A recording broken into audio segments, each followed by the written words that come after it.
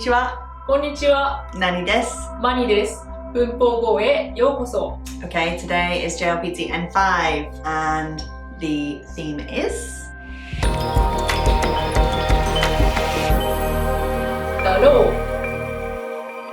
So we learn de shou and daro, but in your first impressions, what's the difference between de shou and daro? 問題はね、like I think in past episode we explained about the でしょう。Yeah. And I said like, oh, we don't often use でしょう。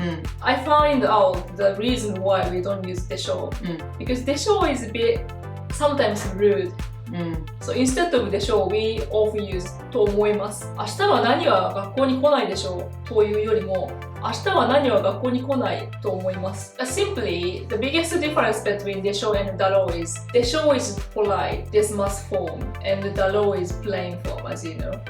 So like だろう is a word for writing, basically. But isn't one of them like more for women and one for men? It's a bit difficult question, but no. Oh, Yeah, but because for example, someone said, 明日何先生って学校に来ると思いますか? And I replied, 来るだろうね。But if you just use だろう, it sounds a bit mannish. Okay. Yeah. But like if you put ね it sounds more natural. And also man can use だろうね.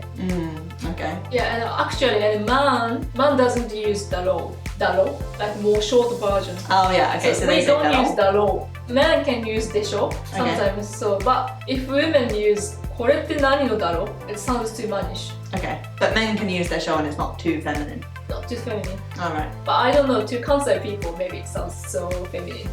Okay, so Yeah.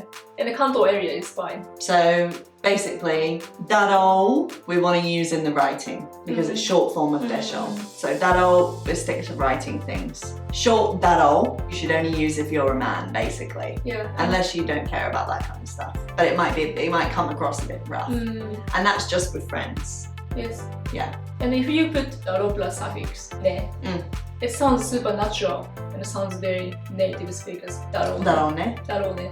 例えばよく使うのは、どうだろうね。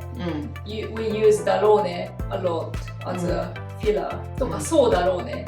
But can you say どうでしょうね? Yeah, in a business setting we say like, oh, どうでしょうね。Okay.